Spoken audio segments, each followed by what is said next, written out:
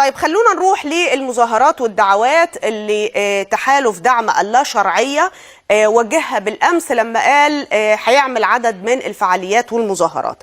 لو حبينا نبدأ مع بعض من اللي حصل داخل مترو الأنفاق، الحقيقة أنه يعني كان مشهد من المشاهد اللي تستحق أنها تترفض بشكل مباشر، لأن ده تعطيل مرفق حيوي، وأهم من كده أنه هذا المرفق يعني قد ما حاولوا الأهل والعشيرة أنهم يعملوا فيه إزعاج، كان المواطن المصري هو اللي بيرفض. هل يحق في أي مرفق من هذه المرافق في أي دولة حديثة أو عصرية في أوروبا إن احنا نشوف شخص بيعلي صوته بهذه الطريقة ويعتدي على خصوصية الباقين الموجودين في هذا المرفق العام؟